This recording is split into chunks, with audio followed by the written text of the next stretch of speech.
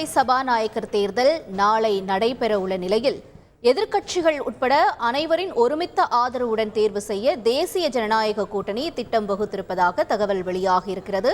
முக்கிய செய்தியாக பார்த்துக் கொண்டிருக்கிறோம். கூடுதல் தகவல்களை எமது செய்தியாளர் ரமேஷ்குமார் வழங்க கேட்கலாம். ரமேஷ்குமார், வணக்கம். இப்ப இந்த விவகாரம் தொடர்பாக தேசிய ஜனநாயக கூட்டணி யார் யாரிடமெல்லாம் பேச்சுவார்த்தை நடத்தி இருக்கிறது, என்ன சூழல்?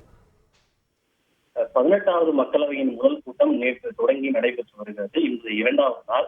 இன்று உத்தரப்பிரதேசம், தமிழகம், மேற்குவங்கம் உள்ளிட்ட மாநிலங்களைச் சேர்ந்த எம்பிக்கள் மக்களவை உறுப்பினர்களாக பதவியேற்றுக் கொள்கின்றனர்.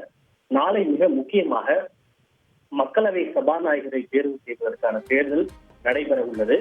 இதில் மக்களவை சபாநாயகர் தேர்தலில் போட்டியிட மனு தாக்கல் செய்வதற்கு இன்று மதியம் 12 மணியோடு கடைசி நாளாக அறிவிக்கப்பட்டிருக்கிறது. யார் மக்களவை சபாநாயகர் தேர்தலில் போட்டியிட விரும்புகிறார்களோ அவர்களை முன்மொழிந்து மற்றவர்கள் மனு தாக்கல் செய்ய வேண்டும் என்பதுதான் நடைமுறை. இந்த நிலையில் தற்போது 17வது மக்களவையின் சபாநாயகராக இருக்கக்கூடிய ஓம் பிர்லாவையே மீண்டும் தொடர வைக்க பாஜக திட்டமிட்டிருப்பதாக கூறப்படுகின்றது. எனவே இன்று ஓம் பிர்லாவினுடைய பெயரை முன்மொழிந்து பிரதமர் மோடி மனு தாக்கல் செய்வார் என்று தகவல் வெளியாகி இருக்கின்றது. இந்த நிலையில் மக்களவை சபாநாயகர் தேர்தலில் ஒரு ஒருமித்த கருத்தை ஏற்படுத்த வேண்டும் என்பதற்காக பாதுகாப்புத்துறை அமைச்சர் ராஜ்நாத் சிங் அனைத்து கூட்டணி கட்சிகளின் தலைவர்களிடம் அவர் ஏற்கனவே பேசியிருக்கிறார்.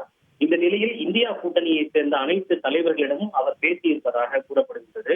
குறிப்பாக காங்கிரஸ் தலைவர் மல்லிகார்ஜுன் கர்கே, திமுக தலைவர் மு.க. ஸ்டாலின் உள்ளிட்ட இந்தியா கூட்டணியில் இடம்பெற்றுள்ள அனைத்து கட்சிகளின் தலைவர்களிடமும் அவர் பேசி மக்களவை சபாநாயகர் தேர்தலில் தேசிய ஜனநாயக கூட்டணியின் சார்பில் முன்னிறுத்தப்படும் வேட்பாளர்களுக்கு ஆதரவு அளிக்க வேண்டும், ஒருமித்த கருத்தை அளிக்க வேண்டும் என்று அவர் பேசியிருப்பதாக கூறப்படுகின்றது. நேற்று நள்ளிரவு வரை இது தொடர்பாக அவர் அனைத்து கட்சி தலைவர்களிடமும் தொலைபேசியில் பேசியிருக்கிறார்.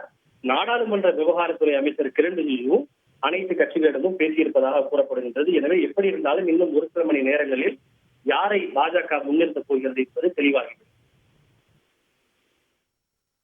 உங்களுடைய தகவல்களுக்கு நன்றி ரமேஷ்குமார். செய்திகளை உடனுக்குடன் தெரிந்து கொள்ள உடனே சப்ஸ்கிரைப் பண்ணுங்க.